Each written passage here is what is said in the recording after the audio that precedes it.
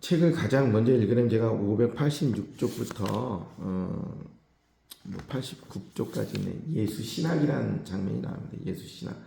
그 예수 신학이 무엇이냐? 우리 예수 신학을 늘 가져야 된다고 얘기했는데 신학해요 막 머리가 딱딱딱 아픈 게 아니에요. 뭐 인간론도 있고 뭐 교회론도 있고 뭐 신론은 하나님에 관한 것도 있고 성경책을 갖다가 인간이 어떤 학문을 만들어서 뼈를 다 세운 거예요. 딱 뼈를. 이 신학이 어긋나면은 이제 신천지로 가고 통일기로 가고 다 그러는 거예요. 근데 이 어긋난 거에 대해서 왜 이단에 빠집니까? 뭐 영적인 미혹도 있어요. 하지만 설득당하는 것도 있어요. 영적 미혹으로 우리가 딱 구별하기 쉬운 거는 저 대순지주의 같은 데는 완전히 우리가 다르지만은 그래도 혹하는 순간에 가는 거예요. 신천지 같은 경우는 혹해서 가는 거기보다는 설득을 당하는 거예요. 어떻게 설득을 당하냐면 처음부터 쫙 이 말씀을 이렇게 우리한테 가르쳐줘요. 가르쳐주면서 자기네들이 신천지라는 걸 절대 얘기 안 해요. 끝에 가서 9가지 다 해서 와 이게 은혜되는데 9번 딱 하고 10번째 가서는 이만희를 얘기하는 거예요. 그러면 그때는 이미 9가지 은혜가 여기까지 차 있기 때문에 이만희가 예수께서 이루시 못한 것을 다시 이루러 왔구나.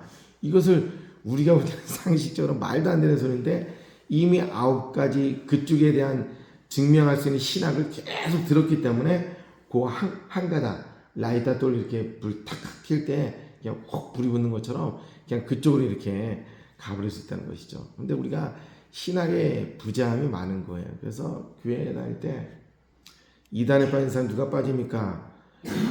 신학에 열정 없는 사람들은 한 명도 안 빠져. 왠지 하나님도 관심 없고 그렇기 때문에 누가 와서 막 예수님이면 전혀 관심이 없어. 근데 그 예수님께 관심 있고 목마른 사람들이 빠지는 거예요. 부처는 이제 제가 부처한테 계속 거의 뭐 10여 년, 20여 년 거의 관계 맺고 있는데 한 권사님이 있어. 한 권사님은 아주 멀쩡하신 분이에요. 멀쩡하신데 거기서 이제 온갖 거짓말을 통해서 이제 선교사님이라고 얘기하거든요. 선교사님이 성경 공부하는데 잠깐 올 거냐고. 그럼 이제 이 권사님은 이제 믿음과 관심이 있으니까 그래 선교사님께 일단 존경을 하잖아요. 존경을 하니까 이제 가서 듣는데 하나도 못 알아듣겠다는 거예요. 주의 은혜인 거야. 하나 주의 은혜. 이게 무슨 얘기하는지 외국어 얘기하는 것처럼 그냥 아예 못 알아듣겠다고 그러더라고요. 그래갖고서 자기는 거기서 건진받았다고 이렇게 표현하시는 분도 있어요. 그것도 다 주님의 은혜인 것 같아요. 하여튼 도시교회다 보니까 신천지의 그 사건들이 굉장히 많이 이렇게 있어갖고 성도들 중에서도 신천지에 넘어간 사람도 있어갖고 교회에서 많이 분리시킨 분도 있어요. 근데 그분은 끝까지 자기는 신천지 아니라 그래. 신천지야. 근데 끝까지 아니라 그래. 그냥 좌우지간 자기는 신천지 아니야. 근데 그 사람들 그걸 갖다 뭐 거룩한 거짓말을 뭐라 하면서 거짓말하는 게 당연하다 그러면서 그렇게 하기도 합니다. 예수 신학이 무엇이냐 한번 이제 제가 카톡방에 남길 건데 586쪽에 나와 있는데 이 책은 인간 중심의 신학이 아니라 예수 신학을 중심으로 기록되어 있습니다. 그래서 그 예수 신학이 무엇입니까? 이 둘째 줄에 말하기에 우리는 성경의 주인공이신 예수님을 알고 예수님의 관점으로 이것을 보는 겁니다. 이것이 이제 제 부연 설명하는 거예요. 이 성경책의 저자가 누굽니까? 하나님인 거예요. 사람을 통해서 했지만은 하나님인 거예요. 만약에 인간 권경문이 주었다면 인간 권경문의 배경과 그 사람이 공부한 방법이 어떻게 공부했고 그걸 통해서 우리가 이 책을 분석할 수 있겠지만은 이 책의 진정한 저자는 하나님이기 때문에 하나님에 대해서 알고 이것을 읽어야 된다는 거예요. 그리고 하나님의 관점으로 이 책을 읽어야지 된다는 거예요. 그래서 예수 신학이란 바로 뭐냐면 예수에 대한 것을 우리가 안경을 우리 세상 안경을 갖고 있으니까 이 딱딱한 안경을 이렇게 끼고 이렇게 이 창세기나 모든 성경책을 읽으면은 이 책의 그 말한 바를 우리가 알 수 있다는 거예요. 이제 연말마다 이렇게 그 우리 성경절 막 이렇게 하나씩 뽑지 않습니까? 뽑으면은 이제 그 간혹가다 뭐 성도들이 이제 물어봐요. 목사님 이게 무슨 뜻이에요? 그러면 저는 이제 그 뜻을 해석하는 방법이 있어요. 목회자들은 뭐 신학을 공부하고 뭐 그런 것도 있지만은 푸는 방법이 있어요. 그 푸는 방법이 무엇이냐? 그냥 이렇게 참 난해 구절이 와요. 난해 구절이 오면은 이 앞에 부분을 다시 한번 생각하는 거예요. 근데 성경 기적으로 앞에 부분이 어디쯤에 있던 걸 알기 때문에 배경을 대충, 즉 앞에 부분과 뒤 부분, 그리고 배경, 첫째 배경, 문맥 이런 걸 통해서 이제 이 성경을 이제 해석을 하는 거예요. 그래서 이 뜻을 갖다 이렇게 풀이를 해주는 거죠. 근데 저는 신학교 다닐 때부터 이걸 배우고 계속 이렇게 했기 때문에, 이것도 뭐 제가 역사를 되게 좋아한다고 했잖아요. 이스라엘 역사도 공부하고 세계 교회사도 좋아하고 한국 교회사도 좋아하고 이 교회사들 좋아하다 보니까 뭐 배경 지식을 되게 좋아했던 거죠. 그러니까 그것이 전부인 양 저는 알고 있었죠. 아니요, 그게 아니라 그것도 물론 바탕이 되어 있어야 되겠지만 그건 아주 미미한 것이고, 진짜 예수님께서 이 장면에서 무엇을 말씀하고 있는지가 그것을 우리가 알아야 되는 거죠. 태초에 하나님 천지를 창조하시느니라. 이것은 바로 무엇이냐면, 우리가 시작에 대한 근원을 늘 궁금해해요. 우리는 어머니의 태속이 시작인가? 아니 아버지의 뱃속이 시작인가? 근데 진정한 시작이 무엇이냐? 하나님이라는 거예요. 우리는 어렸을 때 잘했을 때 몹쓸 것 우리가 이름이 다 그랬었잖아요. 우리 한국에 정사가 그랬으니까 하여튼 희한하게 나가 어쩌게 살지 말고 죽어라 이런 식으로 그런 말만, 저주의 말만 끊임없이 듣던 그런 사람들인데, 진정으로서 우리에게 태초에 하나님 천지를 창조하시고 너희는 창조한 것 중에서 내가 친히 손으로 입고 호흡을 불어넣은 유일한 존재이다 하는 것은 진정 우리의 시작에 대해서 창세기를 통해서 우리에게 진정 우리에게 아들과 딸로서 그것을 말씀하고 믿는 거예요. 세계 창조 역사를 말하고 있습니다. 그것도 맞아요. 맞긴 맞지만은 진정 우리에 대해서 예수님의 사랑과 하나님의 그 근본을 우리에게 말씀하고 있다는 것이 예수의 진정 신학이고 예수의 관점인 거예요. 근데 우리가 성경을 볼 때 배경과 이런 것, 그 지식과 이런 걸 통해서 저자가 왜 이걸 줬지? 모세가 이걸 왜 줬지? 이런 식으로 하면은 답이 없어. 결국은 지식이, 이 짧은 지식으로 짧은 것을 이렇게 보면은 이게 짧은 시간에 꼬임이 되는 거야. 어거지 해석이 되는 거야. 어거지 해석. 가장 많은 것이 계시록이에요. 제가 죄송합니다. 이런 말을 표현해서. 제가 공부하기를 좋아한다 그랬잖아요. 그래서 제가 올해 설교를 사실은 제가 지난해 요한복음을 끝내고 올해는 내가 창세기를 할까 요한계시록을 할까. 그래서 창세기는 쉬우니까 내가 어려운 거 요한계시록을 제가 말씀을 1년 동안 나눠야 되겠다 이런 생각을 했었던 거예요. 근데 주님이 다 깨게 해줬는데 그 요한계시록 어떻게 합니까? 제가 책을 살려고 리스트 뽑아서 한 10권 정도를 사갖고 책을 따다다다다 읽은 다음에 그것을 내 안에 집어넣고 주님께 기도함을 통해서 믹서를 시켜서 내가 거미줄이 거미를 뽑듯이 이렇게 말씀을 뽑아내야 되겠다. 그게 제가 설교를 준비하는 방법이니까 그렇게 쫙 하려고 했어요. 근데 계시록은 그 누구도 그걸 사사롭게 풀어갖고 다 엉뚱한 소리를 했잖아요. 종말에 대해서 얘기하고 그랬는데, 종말에 대해서 얘기하는 사람은 무조건 그 사람은 그냥 거리를 둬야 돼. 종말이 무조건 그거는 거리를 둬야 돼. 무조건 이단이야. 무조건 이단. 아니 예수님도 모른다 그랬는데 왜 지가 어떻게 알아? 그러니까 무조건 종말 얘기하는 사람들은 종말에 대해서 준비하십시오 이거 얘기하는 건 괜찮지만은 시와 때를 얘기하는 사람 무조건 우리가 따로 이렇게 분리를 해야 돼요.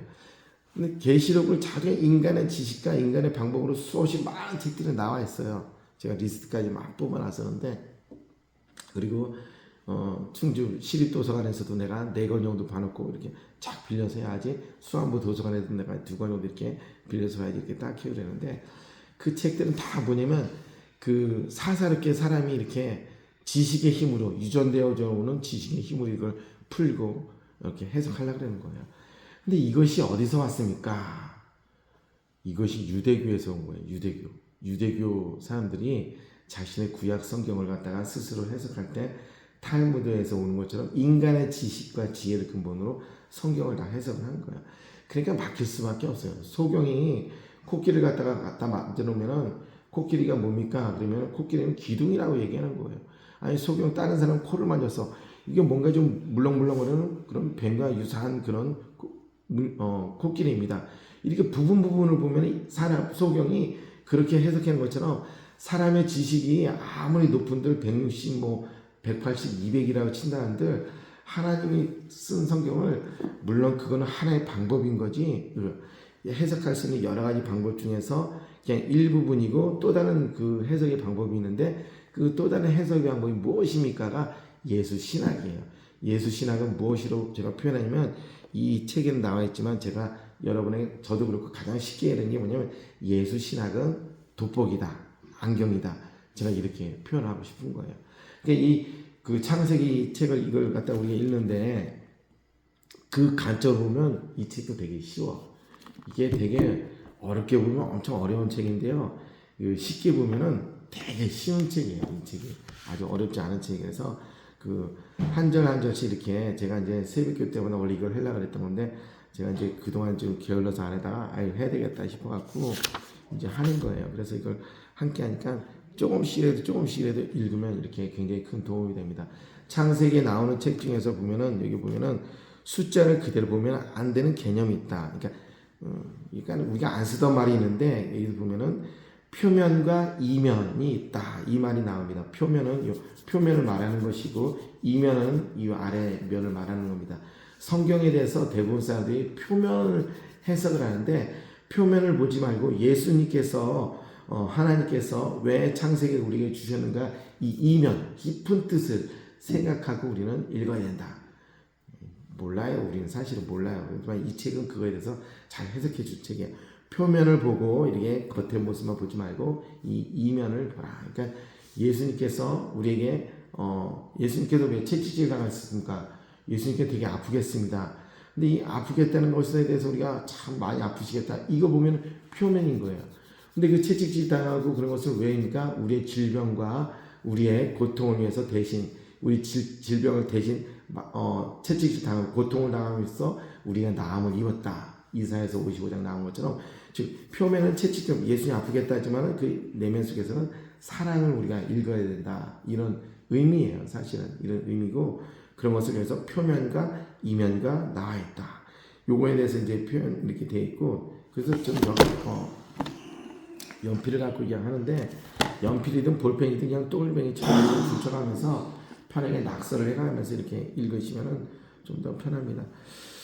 그리고 여기서 시간에 대해서는 이제 족보에 대한 시간들에 하면은 6,000년인데 6,000년이라고 섣부른 판단을 하지 말라 이런 식으로 되어 있습니다. 그리고 두 가지 개념이 있는데 두 가지 개념을 신학으로 표현합니다.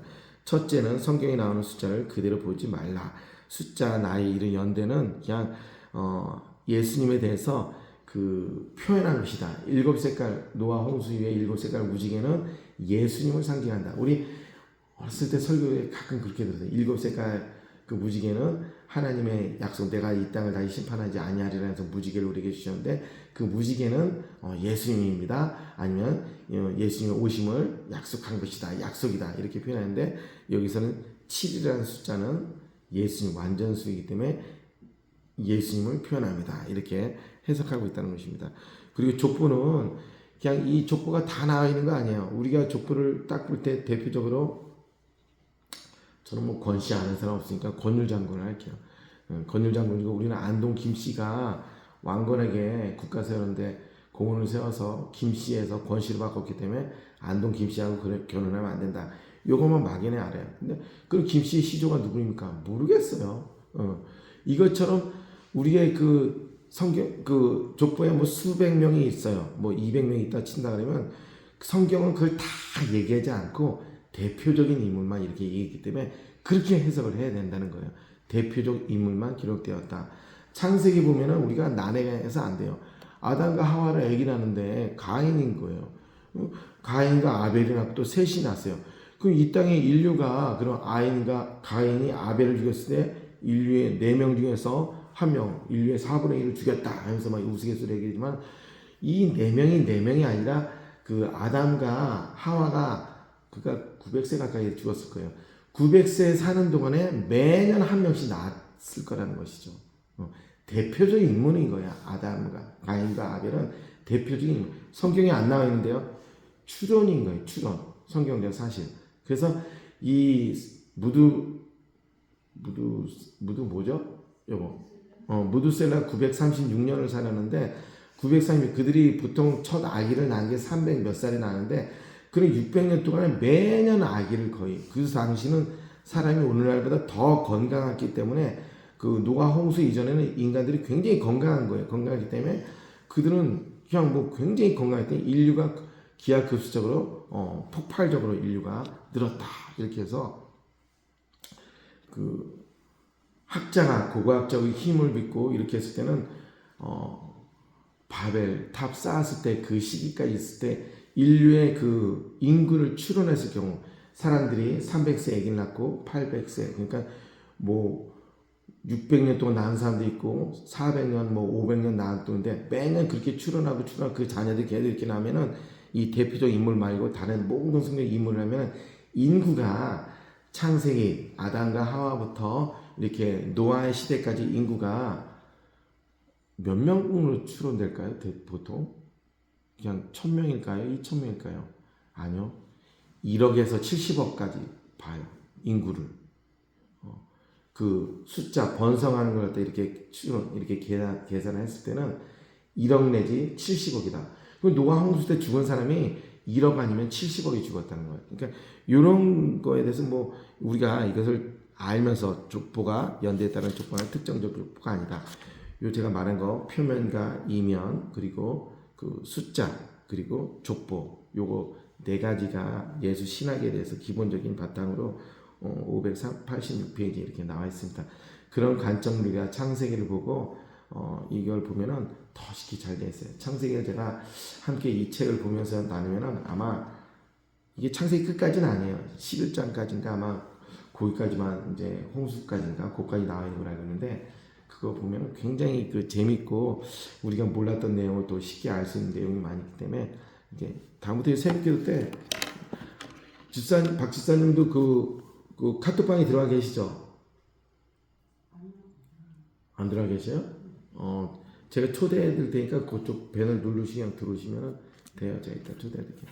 그거를 같이 이제 차근차근 읽고 미리 읽으신 분들이 많은데 또 제가 다시 설명해 드리면 또 안 보이는 것도 다시 보이니까 그렇게 하면서 이 책을 한번 공부하면 재밌을 것 같습니다.